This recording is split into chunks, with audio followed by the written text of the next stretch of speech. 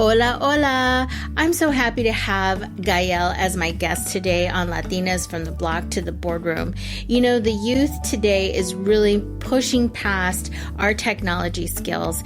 And in the previous podcast, we really like to level up your skill set. Not only that, but we want to hear more from you as the listener about how we can improve this podcast and services that we can offer to comunidad. So if you go to latinasb2b.com and sign up for our newsletter, we'll send you a survey, and you'll also be part of our newsletter community where we're showcasing small businesses, we do podcast highlights, and many other things that we share with comunidad. That's latinasb2b.com and sign up for our newsletter. Gracias. If you want to reach younger audiences, just studying them, seeing how they speak, where they hang out, what they do, what they use is incredibly valuable. And so I remember in that panel, we just spoke a lot about building a brand and using social media and why we did video, why we use video and all those stuff. I mean, like if you would come to like the panels where people that are younger than you are speaking, you would be much more up to date than trying to see what industry professionals think about it. Welcome to Latinas from the Block to the Boardroom, where wisdom comes from everywhere. This is a podcast about generational wisdom shared to help build a bridge for future generations and to build stronger communities through education, technology, and health. Welcome to Latinas from the Block to the Boardroom. Hola, hola. Welcome, mi gente, to Latinas from the Block to the Boardroom. Today, my special guest is Gael Aitor. He is 18 years old, and he is leading the Gen Z podcasting space. With over 5 years of experience, Gael is an expert at growing engaged Gen Z audiences. Currently, he is the creator and host of the Teenager Therapy podcast, the largest teen mental health podcast in the world. He's been featured in the New York Times, Teen Vogue, and Good Morning America for his work on teenager therapy. Gael and I met at Podcast Movement Evolutions in Los Angeles just this past March. We were so excited to connect and share our discussion on how we could collaborate, and so today we're making that happen. Welcome, Gael, to Latinas from the Block to the Boardroom. Okay, Gael, welcome to Latinas from the Block to the Boardroom. I just want to bring our guests up to speed here on the month of May is Mental Health Awareness Month. It is very critical that we all acknowledge that. And my guest, Gael, is the podcaster along with other contributors that he has on Teenage Therapy, which you can follow on YouTube. It's totally amazing. He interviewed Prince Harry and Meghan Markle. Hello, excuse me. So thank you for joining. And I just want to tell people also that we met at Podcast Movement in Los Angeles. We did. So I'm so happy for that connection and your background. So I just want to lead people into that, knowing more about you and how you got Teenage Therapy started and where you came from. Yeah, of course. Well, first of all, thank you for having me. I'm so happy to be here. Obviously, I love talking to other people in my community. I'm Latino as well, so it's really something that's meaningful to me and that I actively seek out is collaborating with other Latino creators. And so we did meet at Podcast Movement. We did. I remember I connected with you and I just wanted to support your work because you're part of my community. So it's only fair. Gracias. And I guess to give a little bit of context as to who I am and my story. So my name's Gael. I'm the creator and host of Teenager Therapy.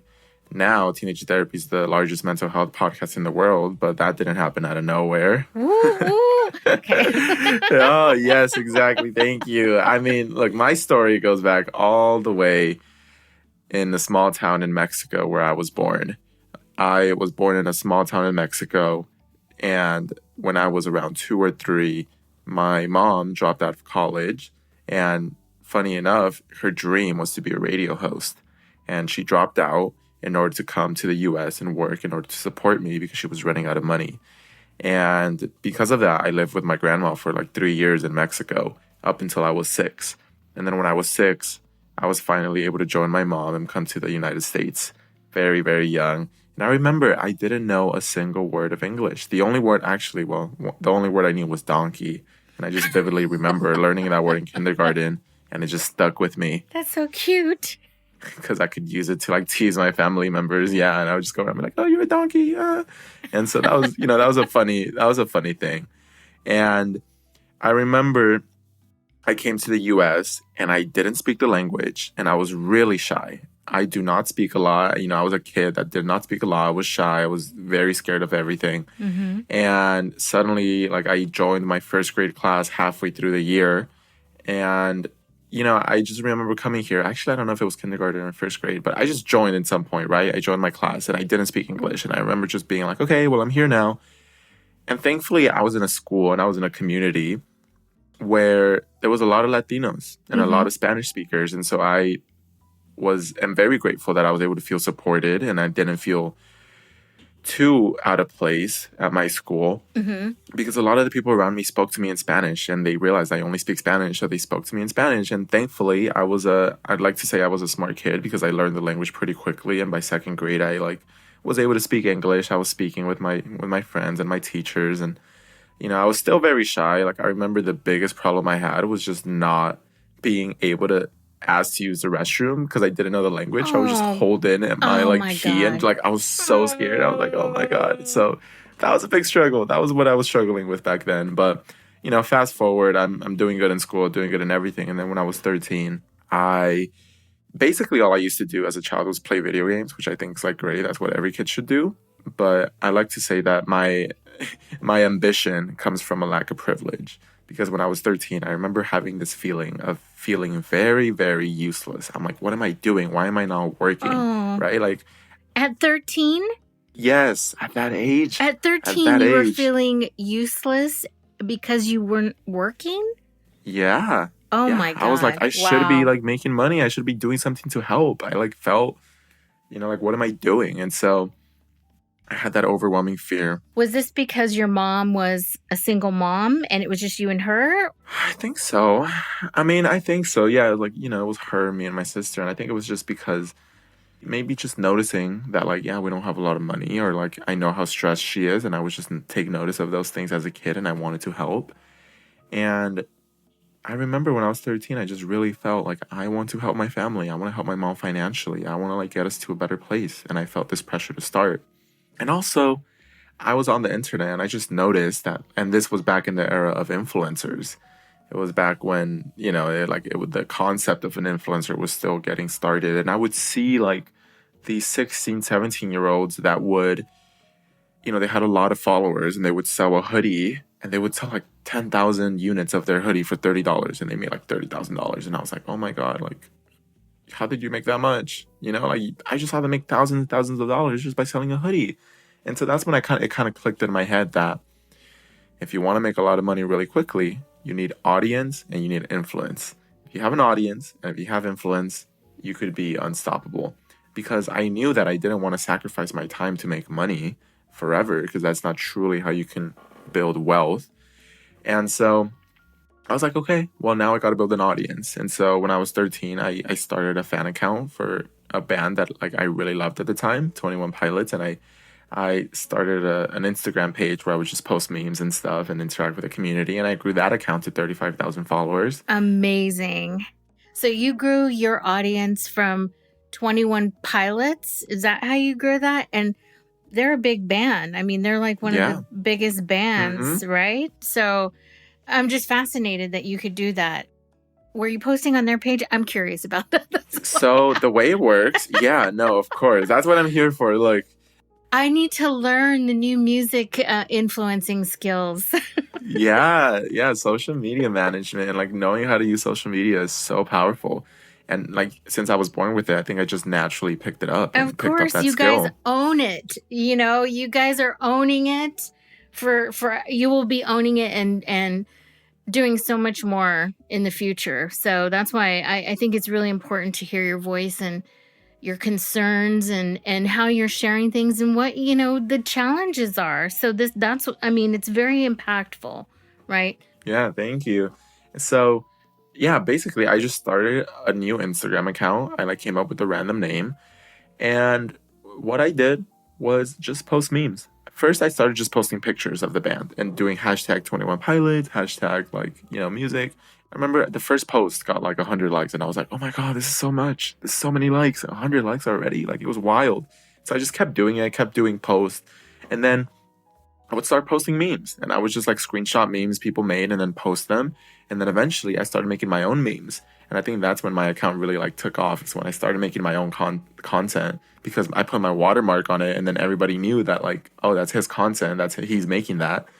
And it's so funny because a lot of the memes that I made back then are like still in circulation today. Oh, awesome. Yeah, it's so funny. I will see like the memes I made when I was 13 or 14. And so that's what I did. Just kept posting memes. Like, they did really well. They would get lots of reshares. They would go viral, thousands and thousands of likes, and just kept growing that account. And after that, I was like, okay, what's next? I have an audience. How do I monetize this? Yep. And I think one of the first things I did is I was like, I'm just going to make like a little journal and like put a design on a journal and then just sell it to people. And so I got on this website. I got on Photoshop. I made like a little design with lyrics from a 21 Pilots song. I put the lyrics and like put some art on it on a journal. And then I was like, hey guys, you could go buy like my little journal. And people bought it, surprisingly. I was very surprised that people bought it. And I was so proud of that. I think like 10 people bought it, and I think I made like, I don't know, like $250. And I thought that was like, whoa, this is so much money. And that's when it clicked. Like, oh my God, if I could just keep selling stuff, I can keep making money. Mm-hmm. It seems so easy. And that's when I was like, okay, how do I take this to the next level? And so I was like, what if I make clothes? What if I hire artists to make clothes that are inspired by 21 Pilots, and then I sell that and then make money off that? And so basically that's what I did. I started a shop, and what I did is I started a shop that would allow me to like work with artists to make clothes, and then I would pay the artist like a part of the sales for the clothes they made, and I would keep some of it, and did that.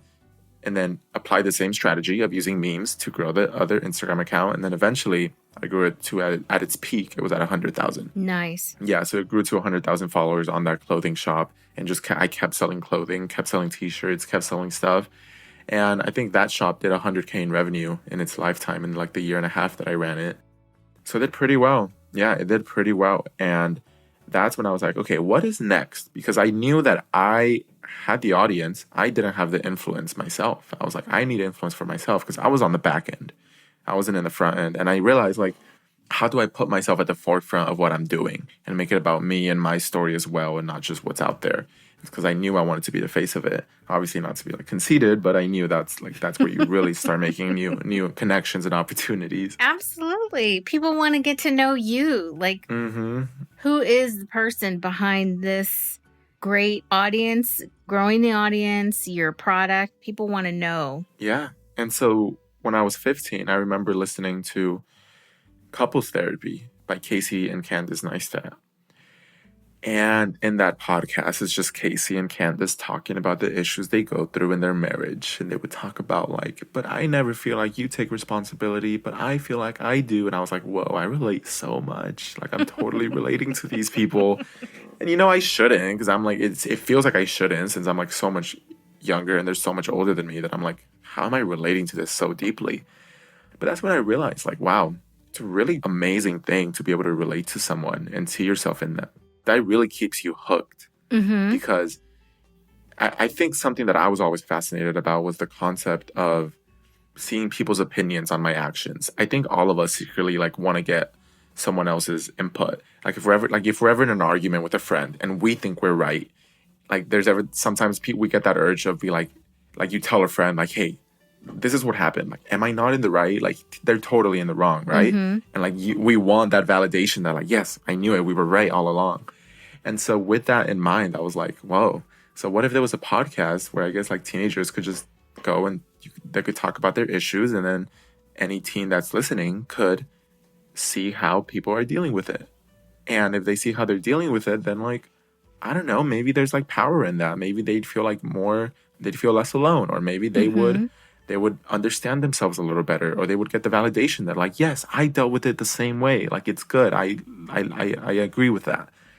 And so September of 2018, during my sophomore year of high school, I was 15 years old, and I asked 4 of my friends, do you guys want to start a podcast together? And all 4 of them said yes. I like the idea a lot. Like, let's do it. It sounds amazing. And so I researched how to start a podcast, taught myself how to start a podcast, how to film, how to record, how to upload it, and then published it on Instagram, and then used the audience that I had built from those 2 accounts to push that audience onto Teenager Therapy. Mm-hmm. And that's how Teenage Therapy was born right off the bat. Like, we had thousands of listeners on the podcast. Like, I think overnight we had 1,000 listens or something like that, which was like incredible because it was the first time that people were seeing my work and acknowledging me as the person that was behind it, because I had been, I guess, sort of anonymous this whole time. So now that I was like at the forefront and I was the face of it along with all my other friends, it was definitely a funny feeling. But that's how Teenage Therapy came to be, how 21 Pilots indirectly influenced Teenage Therapy. Wow. I love that story because music, you can use music for so many things. And I am a huge music fan. A lot of people may not know that, or the people that know me know my past of music and loving music, supporting music. I used to manage bands actually back in the day because that's how old I am. And and I also DJ'd. So there's, wow. I know there's a whole collection of records out there you can't see. I want to put them in the background so people can see it at some point, but not a lot, but there's a few. And it really has the power to inspire you, and it goes across so many, I want to say, boundaries, right? So you clung on to something that was meaningful and important that spoke to you, and you just took that idea and you manifested it out into the podcasting world. What strikes me about your following, and that you did do this with your friends in a collaboration effort, is that you saw something, or you felt something rather, that people weren't connecting. And I love your intro music, by the way, to the podcast. It's so cool and funny at the same time because it says, hey, we have problems too, Teenage Therapy. And I think you are touching a nerve that a lot of people are missing, and that you do have problems. And there's so many ways I could go on this, especially with social media and influencing, because I was in tech for a long time and I know the power of those platforms. And a lot of them are really, they've just kind of pulled us all in different directions now, right? And I was before internet, in the internet, and worked in the internet. And especially those big platforms, those 2 big ones, Google and Facebook. And I know what's behind there. So teenagers right now are so influenced by everything that they see and do on these platforms, but yet they control so much of it. You guys have so much power over it. My whole thing is they have so much power that we're trying to catch up to you. Yeah. I just wanted to bring that up because I think this segment of, being in Mental Health Awareness Month is very important, because I listen to a lot of podcasts that talk about how these platforms are negatively impacting a lot of teenagers, especially women, a lot of young women, and how the suicide rates are going up. And also because of the pandemic that's happened. There was a recent article in the New York Times that just came out in March about how teenagers were severely affected. There was a high suicide rate, and that there was a lot of physical abuse during the pandemic, and nobody's acknowledging it except probably you guys. Yeah, I mean, I know that's a lot there. That's a lot. That's, I mean, it is, but I think it's a fair question, because it's actually something I think over the past couple of weeks, I've started to notice more and more how the pandemic affected me. I remember back when the big issue was a lot of like how has the pandemic affected teenagers, and there was a lot of early data coming out about mental illness and how the pandemic exacerbated it, especially in teenagers and in adolescents. And for me, I always saw those headlines and I kind of took them with a grain of salt. Like, okay, I feel like we say that about everything. Like, everything impacts our mental health, really. Like, so it's just took it as a vanity headline. Mm-hmm. But I think now that I'm experiencing firsthand, I've really started to notice it more. And to give context as to what I mean, I've been having a lot of personal thoughts on my life over the past 2 years that the pandemic has kind of since it began, right? Mm-hmm. And it's weird. It almost feels like a disassociation from reality. Mm-hmm. I think back to life before the pandemic, and it seems like it's split. It's such a weird feeling to describe. It feels like we split from what our perceived reality was into this alternate reality that I'm like unfamiliar with, and then it's one of those things that you don't realize it's happening until it hits you way down the line. Mm-hmm. It's kind of like when you don't realize you're in the past until you pass it, and you're like, oh my god, that was a long time ago. And that's what I realized, that I would look back at 2020, January of 2020, and I would see where I was, and I was like, oh my god, who was that? Who am I? I thought I was still that person, but if I compare myself to who I am now, I'm no longer that. I am so different. Mm-hmm. My life looks so different. The people in my life are severely different. And that's been a really weird thing to navigate, because it feels like I'm gonna return to that. I'm gonna return to that. I'm gonna go back to high school and like finish it off and be like, okay, like the pandemic happened, now we're back. But it won't. We just keep going. We just keep going. And I think a lot of teenagers are feeling the same way. And that's why you're like, it feels like you don't get closure out of something that like was a big part of your life. Because I think college and graduating high school is such an important milestone in a teen's life, because it kind of gives you that direct cut between adolescence and entryway into adulthood. And so when a lot of teenagers didn't have that, I think many of them have struggled to come to terms with the fact that, okay, this part is over. We need to move on. And then something that even makes it harder to deal with is the fact that many classes are still online. Mm-hmm. So it's like you were told there was this big change and your life is changing, but your life didn't necessarily reflect it.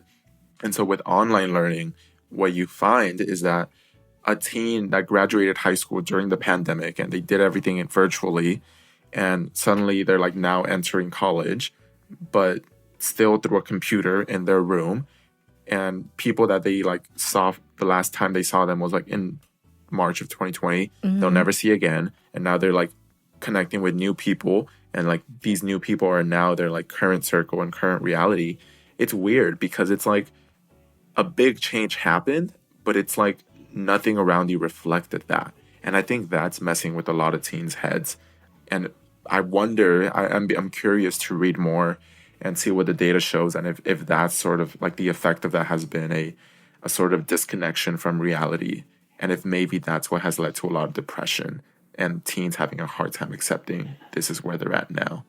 Oh, 100% there with you. I mean, when I read this article, they are gathering the data around that, and it is touching upon the points that you just mentioned. It is a clear sign that everybody, especially young teenagers and the younger generation, are going to have this PTSD, right? Which I think that they're experiencing now, trying to, as you say, move on. That's what I'm reading about, and that it's very important that we acknowledge this and how we're going to keep people embraced in a way that they're not lonely, right? Like, how do we keep them from feeling isolated, right? Because you were in the most impactful years of your life being isolated, and you had to struggle, and that's the most social time of your life. Yeah. It's the most social. That's a good point. Yeah. I mean, I know there's even lots of studies that show the effects of isolation. I think there was some experiments or some data that show that if you don't expose a baby to language, there's a good chance their brain will adapt and never be able to pick it up even years after. Like, isolation really does so much damage, and it like fundamentally changes your brain. And in some extreme cases, it totally removes the ability to do certain things. So yeah, I'm totally with you. I think that those 2 years of isolation definitely had effects, especially because, these are times where you're supposed to be really social. You're supposed to be kind of closing closing some friendships, opening some new ones, figuring it all out. But instead, you were left with this jumble of everything closed at once and no one's sure where to pick up. Right. And if you were able to meet with people online, it's still not the same thing. And there is, solitary confinement in prison is inhumane in most states. Here in California, right? It's like you can't put somebody in solitary confinement because it is inhumane, just what we're saying, because it alters the brain into a different reality, and it's the same. So I feel like we all had maybe a little touch of that during COVID, why we're trying to come out of it. And I think you hit something very spot on, which is trying to come back out and move on to where it was before. We've seen too much. We've heard so much. And it's like the pandemic has really put us into a movement of acknowledging people that are in that predicament, and then also saying, well, how do I support them even more when I don't know how to support myself, right? And how do I find a relationship that I'm going to trust again? I think a lot of trust might have been broken during this time as well. What are your thoughts on that? I mean, do you feel... I've seen you talk about a lot of things on your podcast, and it does touch around the relation. I mean, it's very focused on relationships in your podcast, what you talk about. Yeah. Trust as in the people that are truly there for you. Well, I mean, we were isolated. Yeah. And so you have your parents there, and then you have the disconnect that the parents don't understand you, right? That's like the teenagers. That's been millennium. It's like, that never goes away. Exactly. It's like, they don't understand me. So you have that, right? Like, there's no connection, or, we all struggle. We all went through that, but that's a part of it. But then you're with them all the time. And then you're in the pandemic. What was the sense that you were getting from your fan base on that? Because I'm sure they were reaching out to you a lot during the pandemic. Yeah. It was such an interesting time. It's weird how quick it went by. Like, I forget that my mom was home and I was home with her for like 9-10 months in a row. And that hasn't happened in, I don't know if it ever has, right? Like, that was such a unique experience. And looking back at it, I was like, oh my God, I totally forgot that happened. Like, everything happened so quick and it was so mundane that, like, my brain just erased big chunks of my life. And I wonder, I think that's part of the reason why I feel like I just popped up here, gained consciousness. I was like, oh my God, where am I? Because I have forgot so much of the progress I made each and every day during the pandemic that I totally, disassociated from it. And so I think a lot of people felt that way, especially when it comes to like their parents. I think there was a lot of bonding that happened, but for me, it's like kind of scary how little of it we remember. That's interesting. Yeah. I mean, this is a moment that you will never forget, obviously, right? Yeah. This is, I would say this is the moment that everybody will not forget.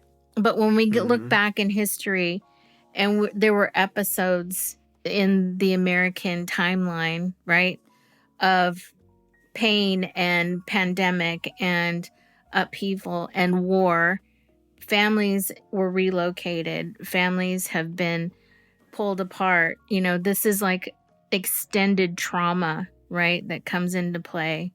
And how we deal with that is very important. So I just want to thank you for giving a platform for young folks to plug into and to, have a space, to go to, because you can go anywhere and you can do lots of really awful things, but you're telling people out there with your group that it's going to be okay, right? Yeah, it is. I think the way that I like to describe it is we're not necessarily preaching positivity. I think back in 2015, 2016, there was this narrative of overly positive messaging in media and social media, and everywhere you went, you were bombarded with this this idea that you should be positive and you should smile and joy and positive vibes only and everything. And I think now, especially during 2020 and beyond, we're leaning into this as a society, and at least the youth are leaning towards this idea of a hopeful optimism. And that's how we approach it. And I like to preach the values of reflection and reflecting on the mistakes we've made, the mistakes we will make in the future, and the forgiveness that we allow ourselves to indulge in, and the forgiveness that we're generous with when we give it to others. Because I truly believe that we want to be hopeful about the future. And I say hopefully positive because it allows you to acknowledge that there are shortcomings that will happen along the way. But if you remain that positivity in a way that allows you to embrace it and grow from it and understand things get better, I think that allows for healthier growth. And so that's something that we always preach. Wow. You are way ahead of your years, sir. That's what I'm going to say. And I'm so happy that we found you and that we're having this discussion.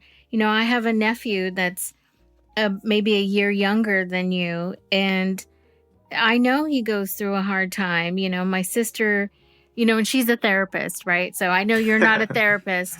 Yeah. But she's a therapist, and we talk about this all the time. Like, you know, he's missing out on so many things, and now they're going back, and he's readjusting, right? He's readjusting. But he had a little network that in their bubble, so to speak, during COVID, that they could, you know, kind of meet every now and again outside.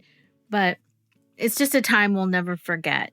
And the fact that you started it before the pandemic and that you became a hub for people to turn to, young folks, I think it's awesome. And the fact that Megan and Harry reached out to you, you had a podcast, you interviewed them during that time. I was like, what?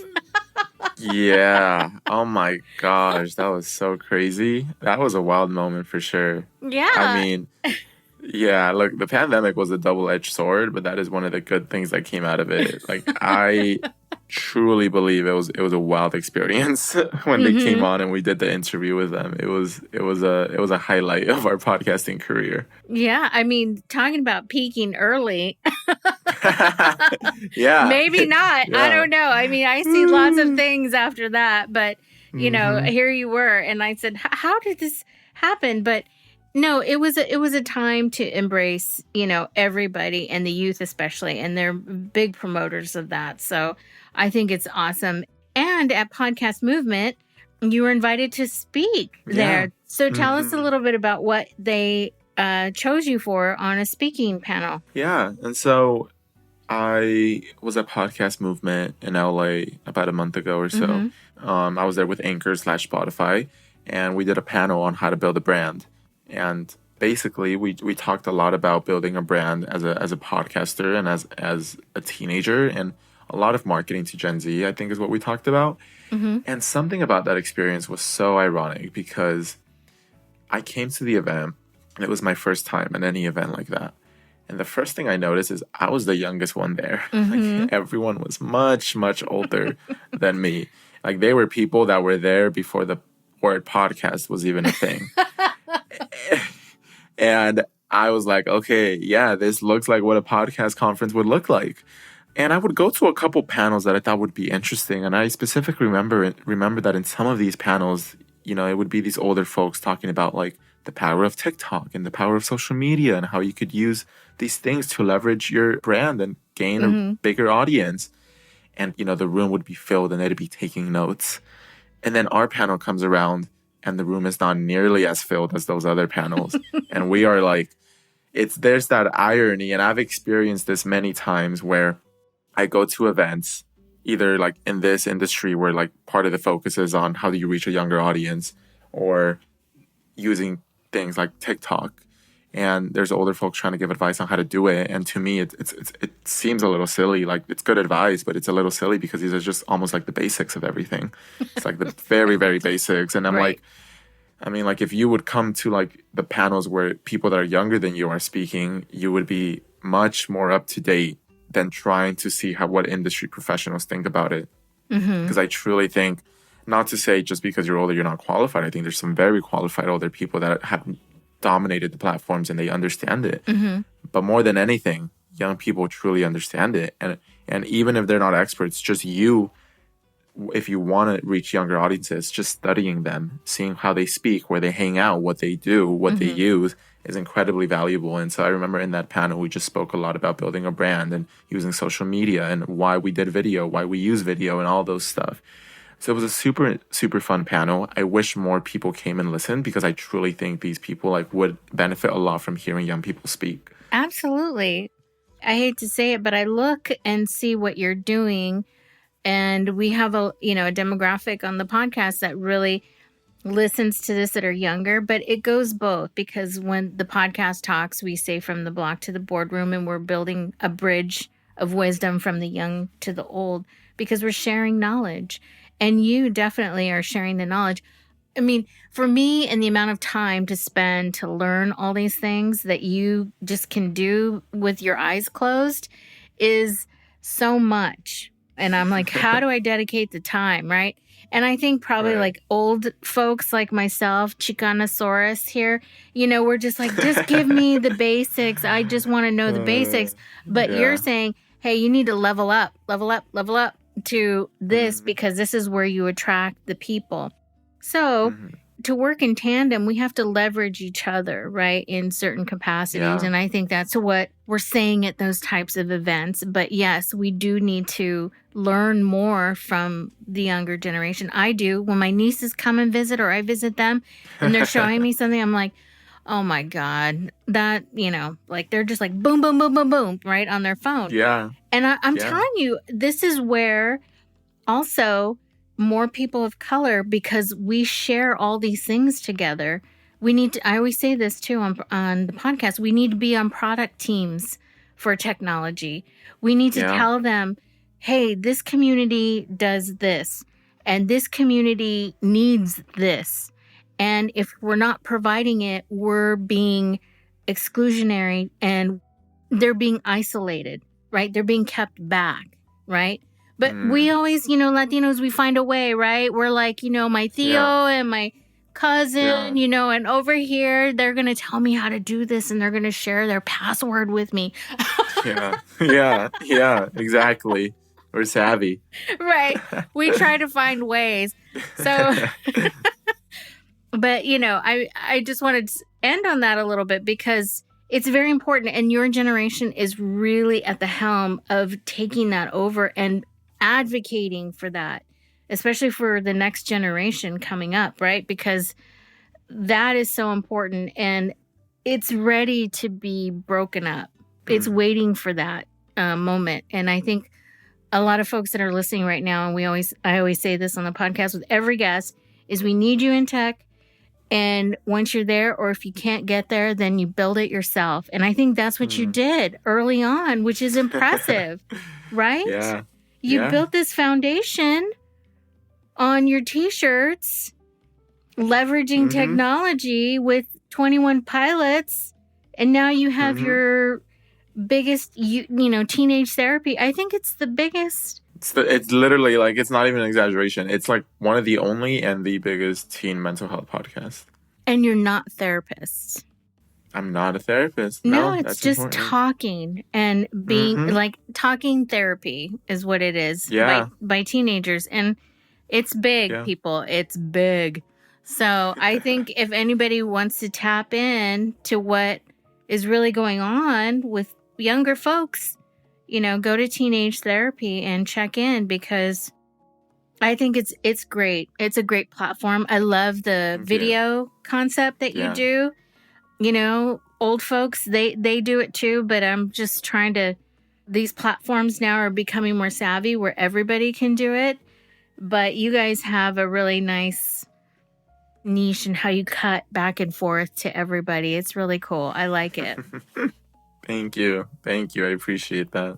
I really like the conversation though. I think it even inspired, I want to do a topic on the pandemic, ASAP. I feel like we haven't talked about it in a while because I feel like everyone's so burnt out. But now I feel like it's kind of been a good amount of time since like the press bombardment of pandemic that we could actually be like, okay, what happened? What happened to us? So I want to just end here, but I want to ask, where can we see you next, Gael? What's coming up? Let us know what's coming up for you. Yeah, lots of big things. Some projects you might not see for another 2-3 years, but they'll be there. Surprise! And, It's a surprise. I know, it's a big surprise. Big surprise. Just keep your eyes out for the name Teenager Therapy. I'm sure you'll hear of us. You could always find us on Spotify, YouTube, Apple, whatever platform you use. Teenager Therapy. If you ever want to get a youth's perspective on the values that we hold on new issues and topics. And then on socials, at Teenager Therapy everywhere. Mm-hmm. I think it's great. And I think you're going to do very well in anything that you do. So I look forward to bigger and better and massive, opportunities for you. I'm looking forward to another podcast with you in the future to see when those come through. Yeah, exactly. Will do. We'll catch up. Gracias, Gael, for joining me today on Latinas from the Block to the Boardroom. Wow, I am so inspired by his optimism and starting this podcast, Teenager Therapy, which you can find on Apple, Spotify, and YouTube. You can also follow Teenager Therapy on their Instagram handle at Teenager Therapy, Facebook, and Twitter. This podcast was co-produced and engineered by Robert Lopez and produced by Teresa Gonzalez of LatinasB2B.com. And this podcast is sponsored by 5E Leadership and Marketing. If you'd like to follow us and subscribe to our newsletter to understand more about entrepreneurial businesses, podcast highlights, and tech industry news, go to latinasb2b.com and subscribe to our newsletter. Gracias.